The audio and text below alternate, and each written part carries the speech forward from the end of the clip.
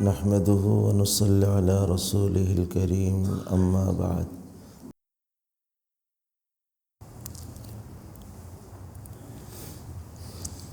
فأعوذ بالله من الشيطان الرجيم بسم الله الرحمن الرحيم ورضوان من الله أكبر وقال رسول الله صلى الله عليه وسلم اللهم إني أسألك رضاك والجنة وأعوذ بك من سخطك والنار صدق الله مولانا العظيم وصدق رسوله النبي الكريم আলহামদুলিল্লাহ, আল্লাহর বহুত বড় মেহেরবানি যে আল্লাহ তাআলার অনুগ্রহে গতকাল আসর থেকে শুরু হওয়া এই দিনই প্রোগ্রামের শেষ প্রোগ্রাম, শেষ মজলিসে আল্লাহ আমাদের কবুল করছেন। তার মেহেরবানি, তার দয়া, তার অনুগ্রহ, তার শুকর আদায় করছে আলহামদুলিল্লাহ। আলহামদুলিল্লাহ, গতকাল থেকে এই পর্যন্ত আমাদের এই থাকা, বলা, শোনা, করা আল্লাহ সবগুলো মেহেরবানি করে কবুল করেন। আল্লাহ রব্বে। ইশরাকের সময় আর মাত্র আধা ঘন্টা মতো আছে, সেই হিসেবে 25 মিনিট মতো হয়তো কথা হবে। এরপরে আমরা প্রত্যেকে আপন আপন ঠিকানার দিকে রওনা হব।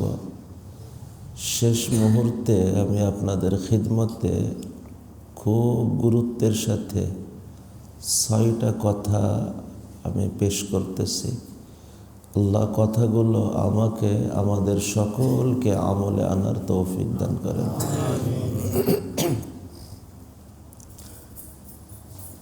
এই 6 কথার অধিকাংশ কথাই পিছনেও আলোচনা হয়েছে, কিন্তু কথার গুরুত্বের কারণে কথাগুলোকে দোহরানো হইতেছে। 1 নম্বর, হে আমার প্রিয় ভাইরা, জীবনের উদ্দেশ্যকে সবসময় স্মরণ রেখে চলা। কারণ যে উদ্দেশ্যে উত্তীর্ণ এই মানুষটাই হলো আসল উত্তীর্ণ, আর যে জীবনের উদ্দেশ্যে ব্যর্থ এই মানুষটা আসল ব্যর্থ, চাহে তার জীবনে হাজারো অর্জন সফলতা থাক না কেন। জীবনের উদ্দেশ্য কি? সংক্ষিপ্ত শব্দে, জীবন যিনি দিয়েছেন সেই মাওলার সন্তুষ্টি অর্জন। আল্লাহর সন্তুষ্টি অর্জনে যে উত্তীর্ণ এই মানুষটাই হলো আসল উত্তীর্ণ।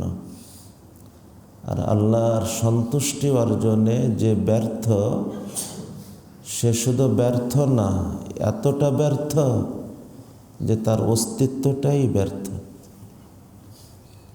চাহে সারা দুনিয়া তাকে সফল মনে করে, সারা দুনিয়া তাকে মাথায় নিয়ে চলে, কিন্তু এরপরেও বলা হবে সে ব্যর্থ, এতটা ব্যর্থ যে তার জীবনটাই ব্যর্থ, অস্তিত্বটাই ব্যর্থ। কারণ সে তার জীবনের উদ্দেশ্যে ব্যর্থ। অতএব হে আমার প্রিয় ভাইরা, জীবনের উদ্দেশ্যকে সবসময় স্মরণ রেখে চল। জীবনের উদ্দেশ্য, জীবন যিনি দিয়েছেন ওই মাওলাই পাকের সন্তুষ্টি অর্জন। আল্লাহ আমাকে আমাদের সকলকে আল্লাহর সন্তুষ্টি অর্জনে উত্তীর্ণ হওয়ার তৌফিক দান করেন। 2 নম্বর কথা, আমি আল্লাহর সন্তুষ্টি অর্জনে উত্তীর্ণ হতে চাই, পথ কি? আল্লাহ আমাদেরকে তার সন্তুষ্টি অর্জনে উত্তীর্ণ করার লক্ষ্যে, সামনে বসে ঘুমায়, রাত জাগা, ঘুম আসবে, কিন্তু হাত এইভাবে নিয়ে বসলে ঘুম আরো পেয়ে বসবে, জেগে বসে, সোজা হয়ে বসে, অল্প সময়ের কথা, ঘুম ভাব থাকলে কথা বুঝতে ভুল হয়ে যায় অনেক সময়। আল্লাহু আকবার কবীরা। আমি আল্লাহর সন্তুষ্টি অর্জনে উত্তীর্ণ হতে চাই, পথ কি? আল্লাহ তার সন্তুষ্টি অর্জনে উত্তীর্ণ করার লক্ষ্যে আল্লাহ আমাদেরকে 2টা জিনিস দিয়েছেন। এই 2টা বিষয়ে যদি কেউ তৎপর হয় আন্তরিকতার সাথে, ইনশাআল্লাহ সে আল্লাহর সন্তুষ্টি অর্জনে উত্তীর্ণ হবে। কি সেই 2টা? 1 নম্বর, আল্লাহ তার সন্তুষ্টির রূপরেখা কোরআন ও হাদিসের ভিতরে দিয়েছেন।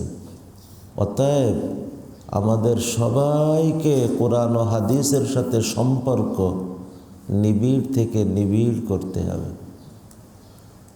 সম্পর্ক নিবিড় করার মানে কি? সে সম্পর্ক নিবিড় করার 2টা স্তর। ওই দেখো রুমাল আবার ঘুমাচ্ছে। ভাই আর কি লাইট আছে মসজিদে? লাইটগুলো জ্বালান, হালকা ঘুম ভাব আসলে একটু সোজা হয়ে বসতে হবে। ভাই আমি ঘুমাইলে এত কোনো কিচ্ছা কাহানি না, কিছু বুঝি। বিশেষ করে যারা রাত্রে এখানে ছিলেন, রাত জাগা, স্বাভাবিক ঘুম আসবে, একটু জাগার চেষ্টা করা। হে আমার প্রিয় ভাইরা, কোরআন ও হাদিসের সাথে সম্পর্ক নিবিড় করার অর্থ কি? সম্পর্ক নিবিড় করার 2টা স্তর আগে বোঝেন। প্রথম স্তর, যেটা সবার দ্বারা সম্ভব না, কিন্তু এটা প্রথম স্তর, সেটা হলো আপনি আমি কোরআন ও হাদিসের বিজ্ঞ, বিশেষজ্ঞ হয়ে যাই। এটা তো সম্ভব না সবার দ্বারা, আর আল্লাহ এটা চান না। সবার থেকে যদি আল্লাহ এটা চান, তাহলে দুনিয়ার নিজাম থাকবে না। কারণ দুনিয়ার নিজাম থাকতে হলে সব লাইনেরই তো বিজ্ঞ প্রয়োজন। বিজ্ঞ ডাক্তার প্রয়োজন, বিজ্ঞ ইঞ্জিনিয়ার প্রয়োজন, সব লাইনের বিজ্ঞ প্রয়োজন। তো সবাই যদি কোরআন হাদিসের বিজ্ঞ হয়, তো দুনিয়ার নিজাম কেমনে চলবে? তো 2য় স্তর, এটা সবার দ্বারা সম্ভব, যে আমি আপনি কোরআন ও হাদিসের সাথে, কোরআন ও হাদিসের বেসিক সম্পর্কটা গ্রহণ করব, আর বিজ্ঞদের তত্ত্বাবধানে দিক নির্দেশনা মেনে চলব। যেমন আমি সুস্থ থাকতে চাই, পথ কি?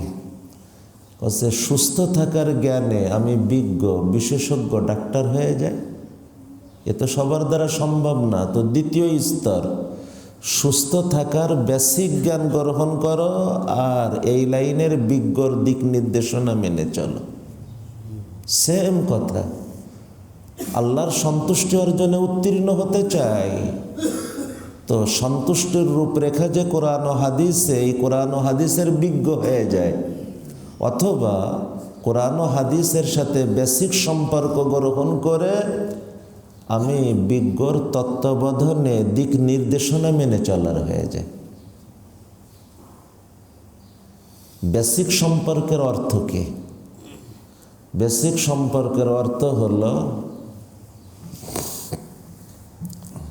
অসুস্থ শোনা, কি নাম তোমার? একে বলতেছে রুমাল্লাহ। কি নাম শোনা? হ্যাঁ, নাম কি বলো? তোমার ঘুম চলে যাবে, সেই জন্য জেগাইতেছে। হ্যাঁ, নমান শেখ, আল্লাহ কবুল করে। হ্যাঁ, একটু সোজা হয়ে, তোমার যদি ঘুম খুব আসে একটু হেঁটে আসো, হেঁটে এসে বসো, আল্লাহ মুবারক করেন। তো বেসিক সম্পর্কের অর্থ হলো, 1 নম্বর, আমি কোরআন বিশুদ্ধ তিলাওয়াত শিখার সম্পর্ক করি। দেখেন, নামাজে কোরআন পড়া এটা নফল না ফরজ? ভুল ভাল পড়লে হবে?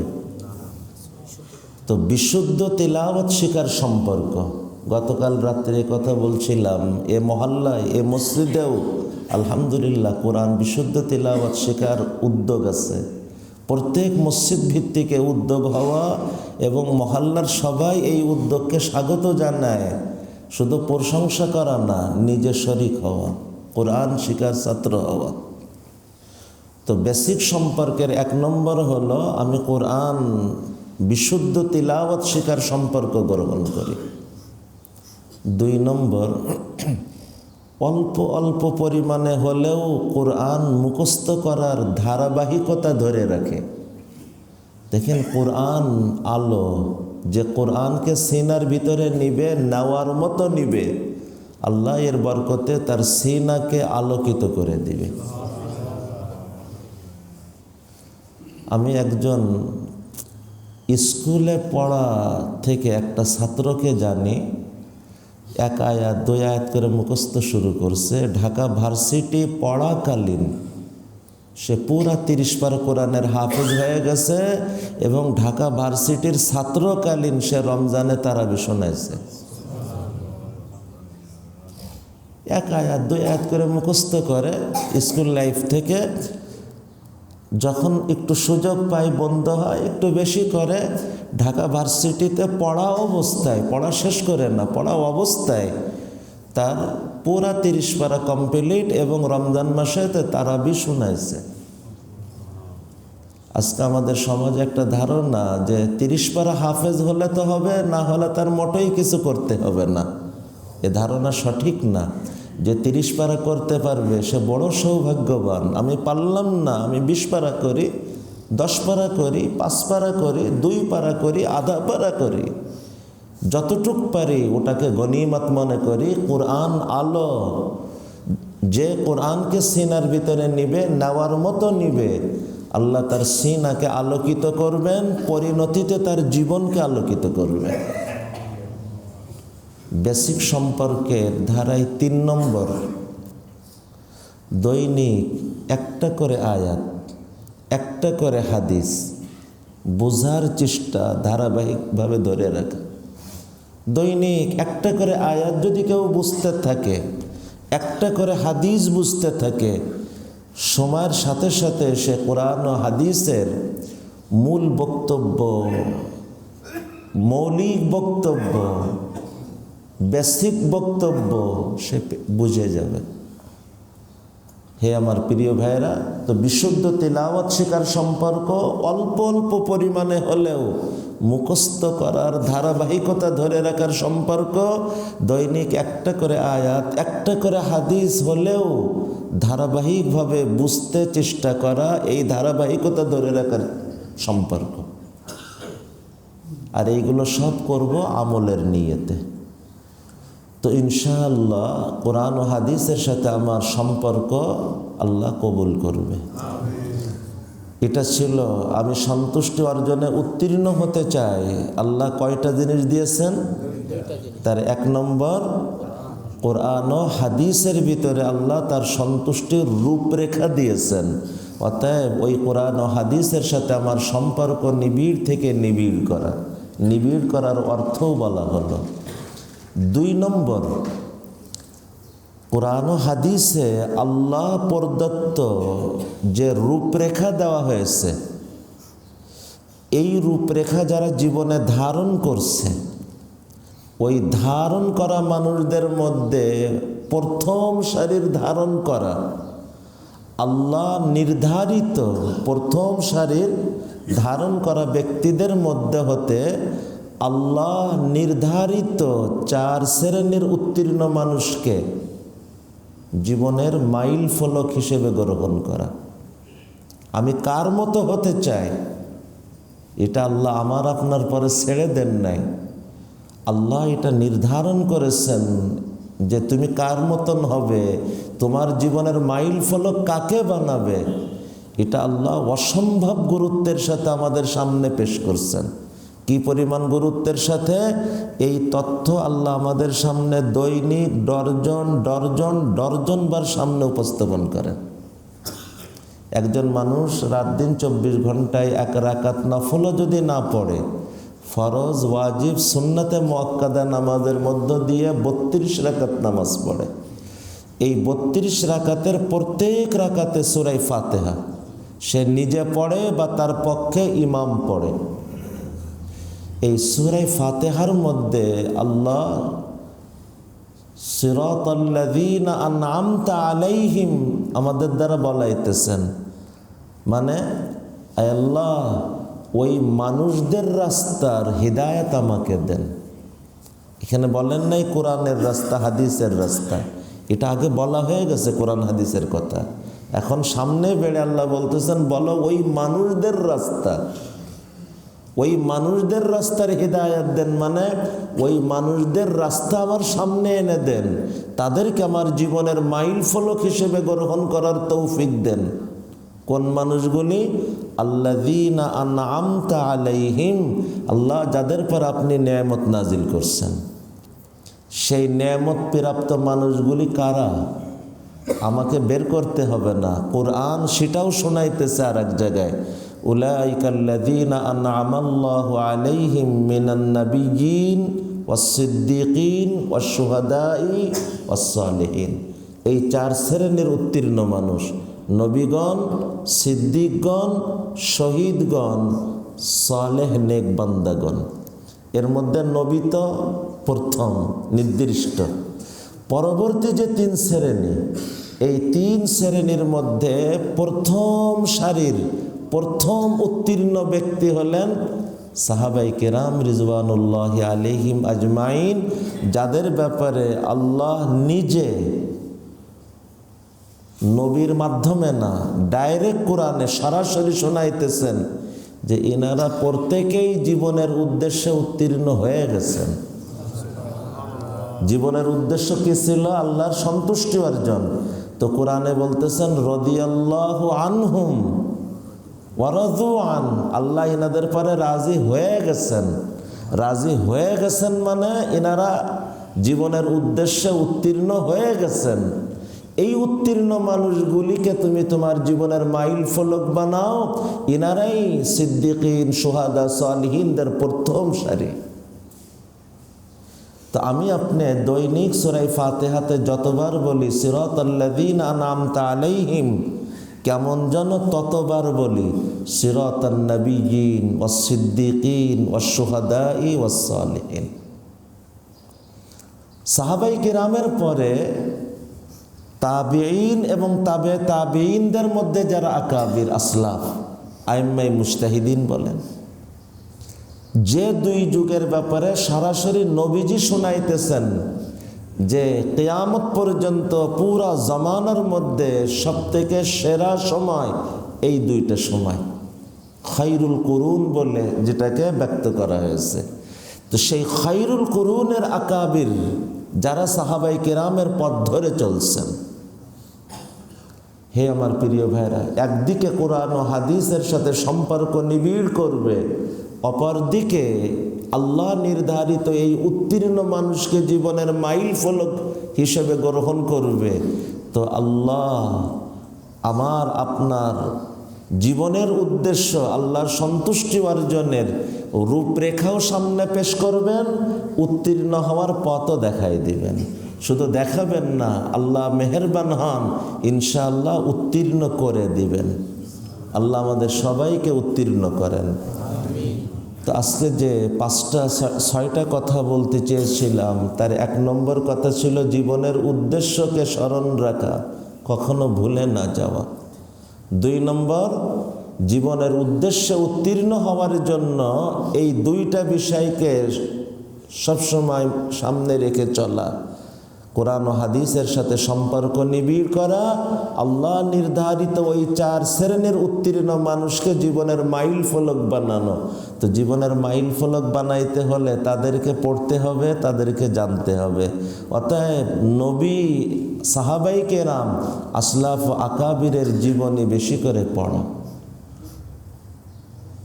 আল্লাহু আকবার কবীরা। 3 নম্বর কথা, হে আমার প্রিয় ভাইরা, এই কোরআন ও হাদিস থেকে যা কিছু পাবো আর আমল করার চেষ্টা করব, এটা ইখলাস সুন্নাতের সাথে করার চেষ্টা করব। ইখলাস সুন্নাত, ইখলাস সুন্নাত। ইখলাস মানে শুধুমাত্র আল্লাহর সন্তুষ্টিকে লক্ষ্য বানাই করা, শুধুমাত্র আল্লাহর সন্তুষ্টিকে উদ্দেশ্য বানাই করা, ওই জীবনের উদ্দেশ্যকেই স্মরণ রেখে করা। নামাজ পড়তেছি কেন? শুধু আল্লাহর সন্তুষ্টি কামনা। কোনো আমলের, কোনো ইবাদতের মধ্যে যদি ইখলাস না থাকে, ওটা ইবাদত থাকে না। আর ইখলাস যদি কোনো কাজে আসে, ওটা দুনিয়াবি কাজ হলেও ইবাদত হয়ে যায়, ব্যবসাও ইবাদত হয়ে যায়, ঘুম ইবাদত হয়ে যায়। তাই বলে নোমানের এই ঘুম না। হ্যাঁ, এটা বললাম, আবার দেখতেছি 2-1জনকে ঘুমাইতে। এজন্য ঘুম ইবাদত হবে, কিন্তু এই অসময়ের ঘুম না, ওটা নিয়তওয়ালা ঘুম। হ্যাঁ, আল্লাহু আকবার। তো ইখলাসের সাথে, যে ইখলাস যেখানেই আসবে ওটা ইবাদত হয়ে যাবে। ব্যবসা ইবাদত হবে, ঘুম ইবাদত হবে, পরিবার সময় দেওয়া ইবাদত হবে, যে কোনো কাজকর্ম, এমনকি শারীরিক প্রয়োজন এসে পেশাব পায়খানাতে যায়, ওটাও ইবাদত হয়ে যাবে। শুধু প্রয়োজন, উদ্দেশ্যকে ঠিক রাখা।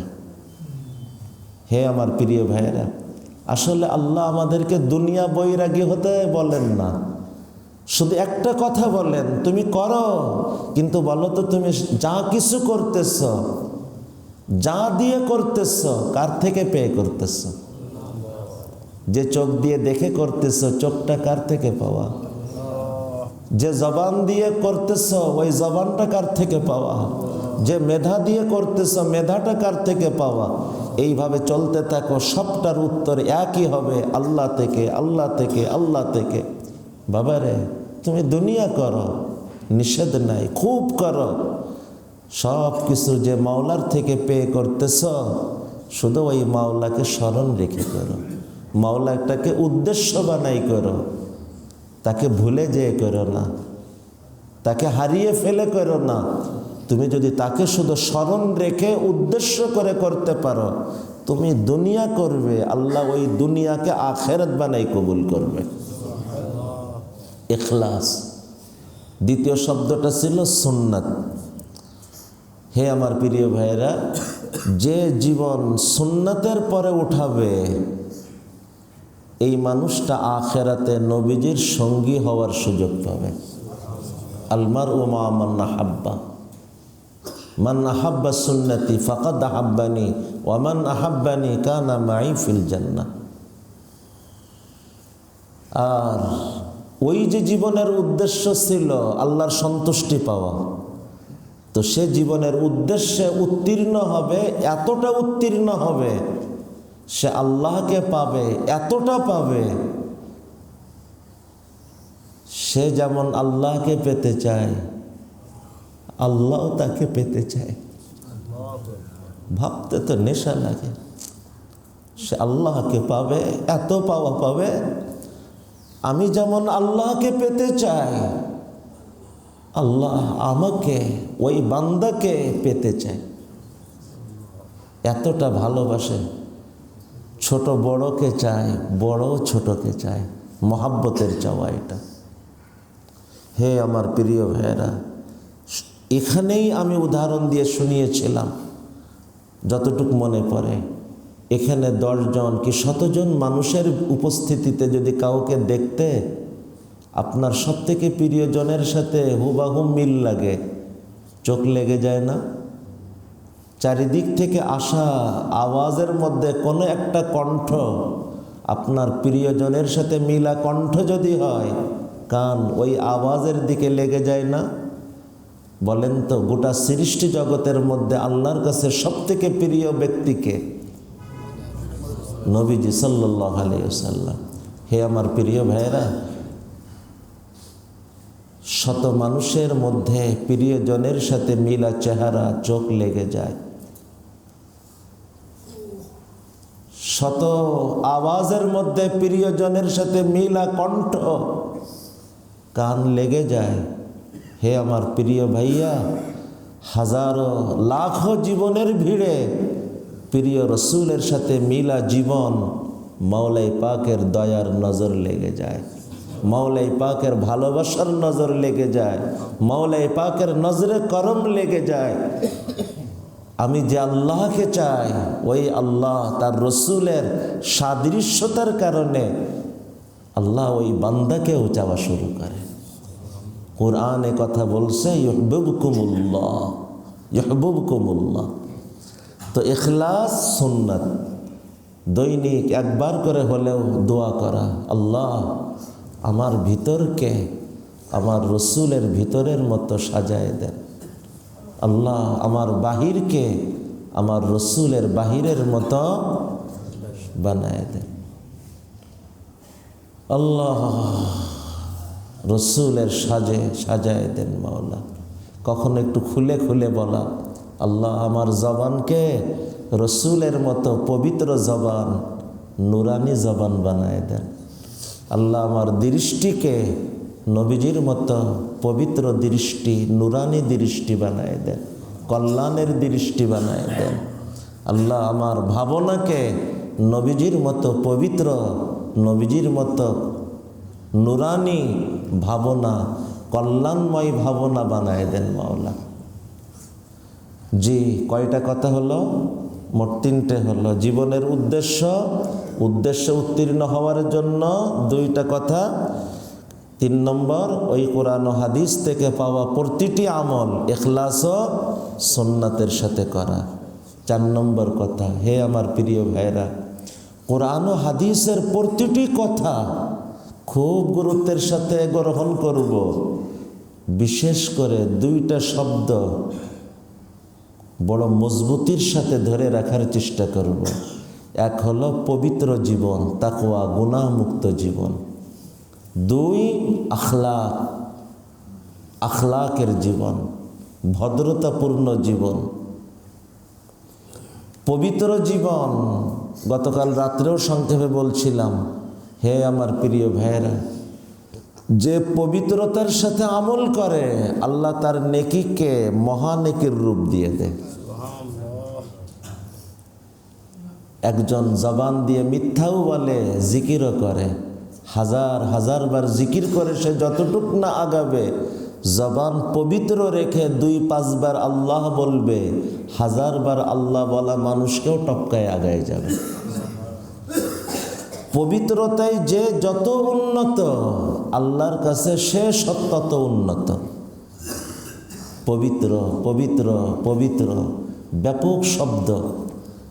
বিশ্বাসে পবিত্র, শিরিক কুফুর থেকে, ভ্রান্ত বিশ্বাস থেকে, ইবাদাতে পবিত্র, বেদাত থেকে, উপার্জনে পবিত্র, হারাম সন্দেহপূর্ণ বিষয় থেকে, সামাজিকতায় পবিত্র, রুসুমাত থেকে, বাহ্যিক জীবনে পবিত্র, দৃষ্টি পবিত্র, জবান পবিত্র, শ্রবণ পবিত্র, ধরা চলা পবিত্র, সম্পর্ক পবিত্র, এমনকি চলতে চলতে তার ভিতর জগৎটাও পবিত্র, হিংসা থেকে পবিত্র, অহংকার থেকে পবিত্র, সংকীর্ণ মানসিকতা থেকে পবিত্র। এইভাবে মাথার তালু থেকে পায়ের নিচ পর্যন্ত, বাহির জগৎ থেকে ভিতর জগৎ পর্যন্ত, বিশ্বাসের জগৎ থেকে আখলাকিয়াত পর্যন্ত যে গোটা অস্তিত্বে পবিত্র হবে, এই মানুষটা আল্লাহর বন্ধুত্ব পাওয়া মানুষ হবে। দ্বিতীয় শব্দ ছিল আখলাক। আখলাক, হে আমার প্রিয় ভাইরা, আজকে সব জায়গায় অভাব। কিন্তু সবথেকে বেশি অভাব এই আখলাকের অভাব। আখলাক মানুষের মতন মানুষ হওয়া, মানুষের মতন মানুষ হওয়া, এর মর্যাদা সম্ভবত সর্বপ্রথম আপনাদের এই এখানকার প্রোগ্রাম এটা আলোচনা করেছিলাম। সারা রাত ঘুমাই থাকে, আল্লাহ সারা রাত ইবাদত করা মানুষের নেকি আল্লাহ তাকে দান করে, মর্যাদা আল্লাহ তাকে দান করে। নবীজি বলতেছেন, আমি জান্নাতের সর্বোচ্চ স্তরে জান্নাতে ঘর দেওয়ার দায়িত্ব নিব। একবার বলতেছেন, আখেরাতে আমার কাছাকাছি বসার ধারা কি হবে বলবো? নবীর কাছাকাছি জায়গা পেতে মন চায় না? বলতেছেন, যার আখলাক যত সুন্দর হবে সে আমি আল্লাহ রসুলের তত নিকটে আসন পাবে। আখলাকের তিনটে স্তর। কয়টা স্তর? সর্বনিম্ন স্তর, আমার দ্বারা যেন কেউ কষ্ট না পায়।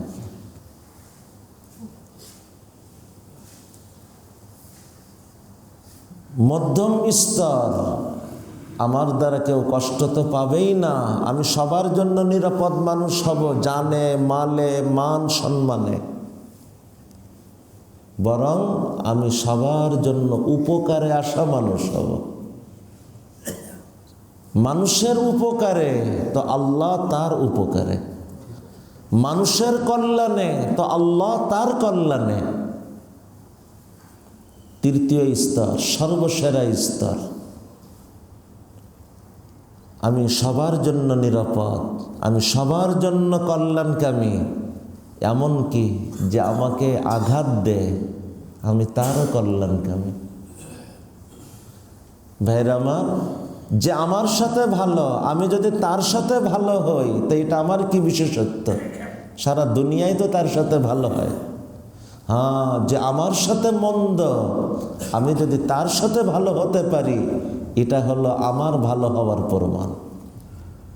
মানুষ ভাবে, বলে, হুজুর অমুক ভালোবাসা পাওয়ার যোগ্য না। ভাই, কথাটা এইভাবে না ভেবে দেখেন, এইভাবে ভাবা যায় না।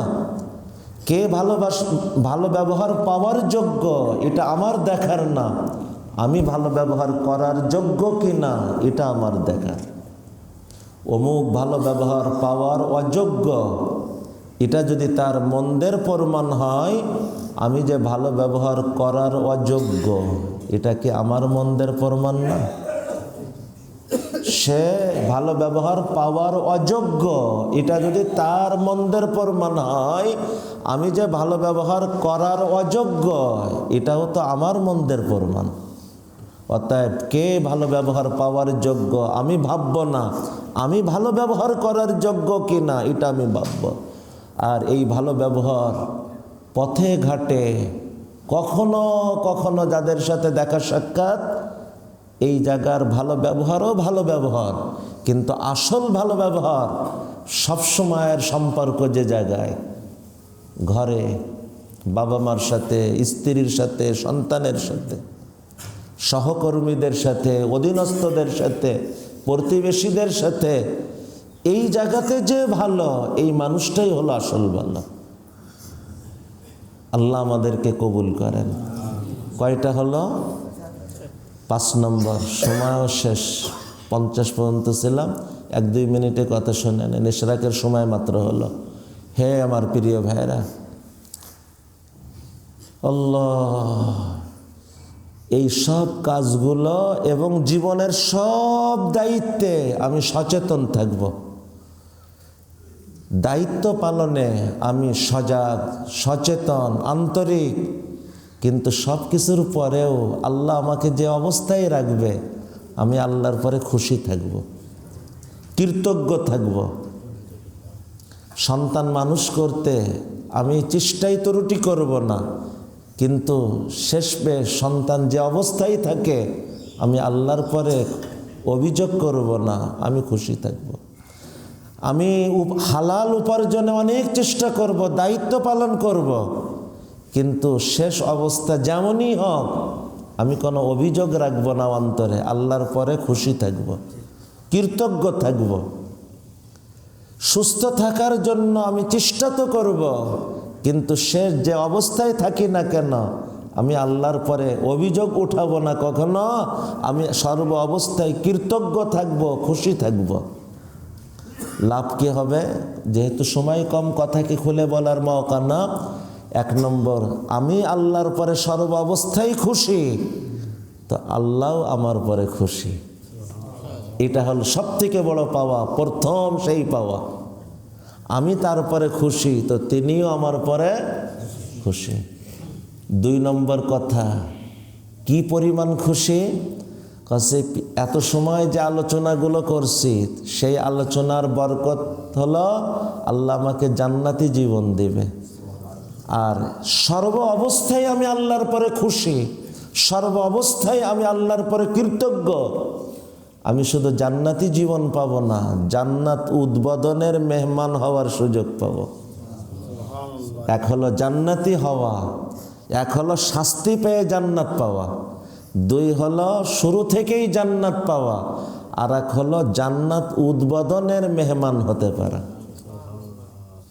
ভাবেন যে সর্ব অবস্থায় কৃতজ্ঞ, সর্ব অবস্থায় কৃতজ্ঞ, এই মানুষটা জান্নাত উদ্বোধনের মেহমান হওয়ার বিরল সৌভাগ্য পাবে।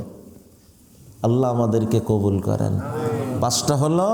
6 নম্বর কথা, শেষ কথা। হে আমার প্রিয় ভাইরা, এই সব কিছু অর্জন করতে পরিবেশ ধরা, পরিবেশ পরিবেশ পরিবেশ পরিবেশের কারণে পাতালের মানুষ আকাশ ছোঁয়া মানুষ হয়, আকাশ ছোঁয়া মানুষ পাতালে ডুবে যায়। পরিবেশ পরিবেশ পরিবেশ, পিছনেও যতবার আসছি ততবার বলছি, পরিবেশ কি? একই বাতাস, ময়লার পরিবেশ পেয়ে নাকে আসে, ওই বাতাস হাসনা হেনা ফুলের পরিবেশ পেয়ে নাকে আসে। একরকম থাকে? বাতাস তো একই, আর শুধু ব্যবধান না, অনেক ব্যবধান। কেন? পরিবেশ বড় ব্যবধান। তদ্রূপ একই মানুষ ময়লা তুল্য পরিবেশে আর হাসনা হেনা ফুল তুল্য পরিবেশে, এই 2 মানুষও কোনোদিন একরকম না। পরিবেশ পরিবেশ কেন? আল্লাহ প্রত্যেকটা মানুষকে সৃষ্টিগতভাবে প্রভাবিত হওয়ার যোগ্যতা দিয়ে সৃষ্টি করছেন। পাথর হৃদয়ের মানুষ, নিজের চিন্তাই এতটা মজবুত, বলে লৌহ মানব, এই মানুষটাও পরিবেশ দ্বারা প্রভাবিত হয়। এমন কোনো মানুষ নাই যে প্রভাবিত হয় না, কারণ আল্লাহ প্রভাবিত হওয়ার যোগ্যতা দিয়ে আল্লাহ আমাদেরকে সৃষ্টি করছেন। এটা দুর্বলতা না, প্রভাবিত হওয়া, এটা যোগ্যতা। যোগ্যতা কেন আল্লাহ এটা দিছেন? কারণ আমি মন্দ, ভালো হতে চাই। আল্লাহ বলতে চাইতেছেন কেমন যেন, যাও ভালোর পরিবেশে, আমি তো তোমাকে প্রভাবিত হওয়ার যোগ্যতা দিয়ে সৃষ্টি করছি, ভালোর পরিবেশে যাও, প্রভাবিত হবে, তুমি ভালো হয়ে উঠবে। আমি ভালো আছি, আরো ভালো হতে চাই, তো আরো ভালোর পরিবেশে যাও। আমি আল্লাহ তো তোমাকে প্রভাবিত হওয়ার যোগ্যতা দিয়েই তৈরি করছি, তুমি ওই আরো ভালো পরিবেশে যাও, তুমি আরো ভালো পরিবেশ দ্বারা প্রভাবিত হবে, তুমি আরো আরো আরো ভালো হয়ে উঠবে। আল্লাহ এটা যোগ্যতা হিসেবে দিচ্ছেন। এখন যদি কেউ দুর্বলতা হিসেবে ব্যবহার করে, এটার জন্য তো সে নিজে দায়ী। মন্দ পরিবেশে যায়, পরিবেশ দ্বারা মন্দ হয়ে যায়। গুনাহের পরিবেশে যায়, সে নিজেও গুনার মধ্যে হারায় যায়। তো এর জন্য তো এই প্রতিভা দায়ী না, আমার ভুল ব্যবহার দায়ী। যেমন আগুন আল্লাহ দিচ্ছেন চাউলকে খাবারের উপযুক্ত ভাত বানানোর জন্য, কাঁচা তরকারিকে স্বাদের তরকারি বানানোর জন্য। এখন যদি কেউ আগুনকে ভুল ব্যবহার করে আর এগুলো পোড়ায় কয়লা আর ছাই বানায়, এর জন্য আগুন দায়ী না আল্লাহ দায়ী? আমি দায়ী। আল্লাহ তো আগুন এজন্য দেন নাই যে পোড়াও আর কয়লা ছাই বানাও, আল্লাহ তো দিচ্ছিলেন এই আগুনকে ব্যবহার করে চাউলকে খাবারের উপযুক্ত বানাও, কাঁচা তরকারিকে স্বাদের তরকারি বানাও। এখন আমি ভুল ব্যবহার করছি, এর জন্য আমি দায়ী। তদ্রূপ প্রভাবিত হওয়ার যোগ্যতা আল্লাহ দিছিলেন, আমি ভালোর পরিবেশে যাব, প্রভাবিত হয়ে ভালো হব, আরও ভালোর পরিবেশে যাব, আরও ভালো হব। এখন আমি যদি মন্দ পরিবেশে যাই, ওই মন্দ পরিবেশ দ্বারা প্রভাবিত হয়ে আমি মন্দ হয়ে যাই, এর জন্য প্রতিভা দায়ী না, এর জন্য আল্লাহ দায়ী না, এর জন্য আমি নিজে দায়ী, আমার নিজের ভুল ব্যবহার দায়ী।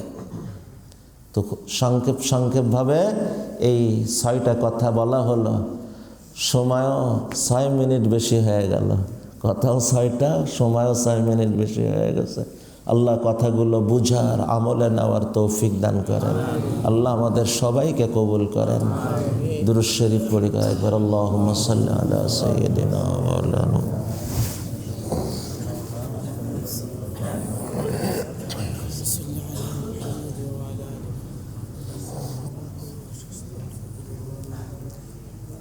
اللهم صل وسلم على سيدنا আমাদের এক মুসল্লি ডাক্তার মাহবুব সাহেব, উনি খুবই অসুস্থ।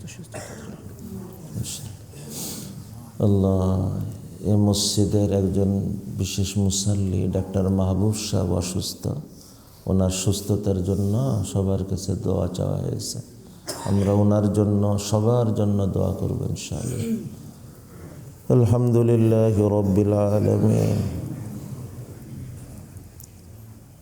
والصلاة والسلام على سيد المرسلين وعلى آله وصحبه أجمعين।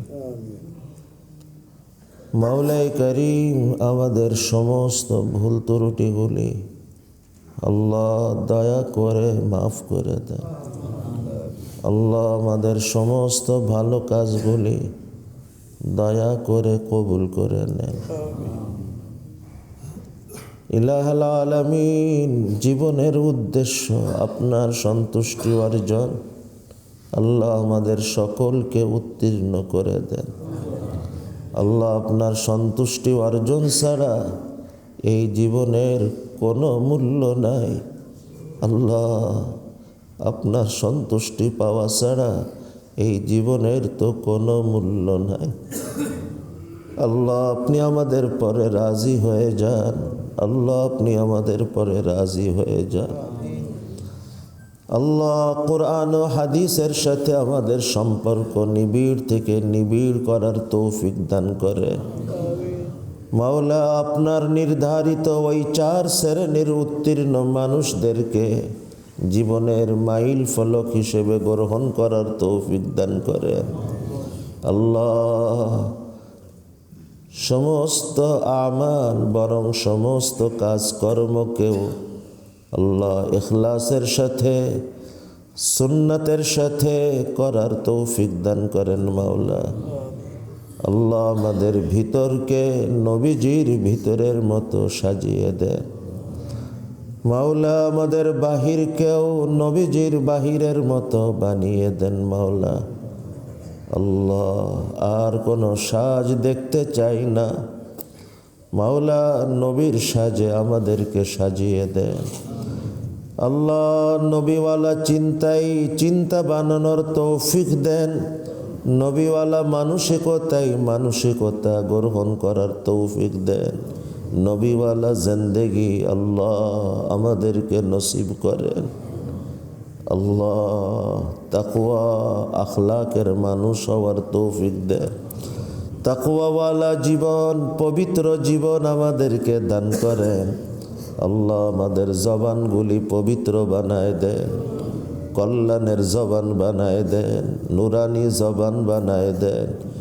আল্লাহ, আমাদের দৃষ্টিগুলি পবিত্র বানিয়ে দেন, নুরানি বানিয়ে দেন, কল্যাণের দৃষ্টি বানিয়ে দেন। আল্লাহ, আমাদের মন মানসিকতা, গোটা অস্তিত্বকে মাওলা পবিত্র বানিয়ে দেন, পবিত্র বানিয়ে দেন। আল্লাহ, নুরানি বানিয়ে দেন, কল্যাণময় বানিয়ে দেন। আল্লাহ, আল্লাহ, আমাদের জবানে নূর দান করেন, দৃষ্টিতে নূর দান করেন। আল্লাহ চিন্তা ভাবনাতে নূর দান করেন, মন মানসিকতাতে নূর দান করেন। আল্লাহ আমাদের সামনে পিছনে ডানে বামে উপরে নিচে আল্লাহ আমাদেরকে নূরের বেষ্টনীতে কবুল করেন মাওলা। আল্লাহ আমাদেরকে নূরানি জীবন দান করেন মাওলা। মাওলাই করিম, মাওলাই করিম, দায়িত্ব পালনেও সচেতন হয়ে আর যে অবস্থায় থাকি না কেন আপনার পরে খুশি থেকে কৃতজ্ঞ থেকে চলার তৌফিক দান করেন মাওলা। আল্লাহ আমাদেরকে জান্নাত উদ্বোধনের ওই মেহমান কাফেলাতে কবুল করেন মাওলা। মাওলা মাওলা মাওলা,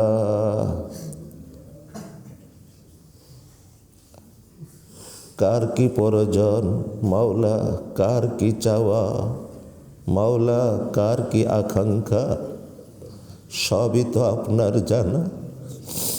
আল্লাহ আমাদের প্রত্যেকের বৈধ প্রয়োজনগুলি পূরণ করে দেন।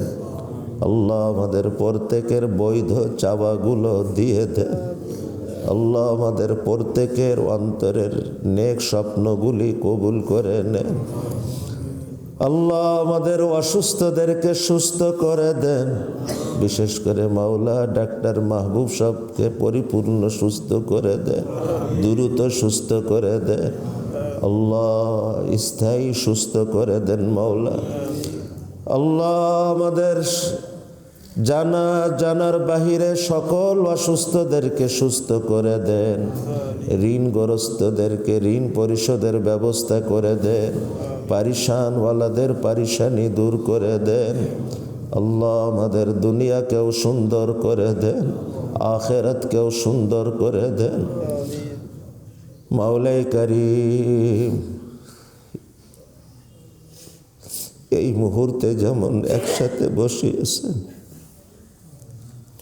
আল্লাহ আরশের ছায়াতে জান্নাতুল ফিরদাউসেও আমাদেরকে একসাথে কবুল করে নেন মাওলা। আপনার প্রিয় রসূল তার পুরা জীবনে আপনার কাছে যা যা চেয়েছেন মাওলা, নবীজির সকল চাওয়াগুলি আমাদের জন্যও কবুল করে নেন। রব্বানা তাকাব্বাল মিন্না ইন্নাকা আনতাস সামিউল আলিম ওয়া তুব আলাইনা ইন্নাকা আনতাত তাওয়াবুর রহিম।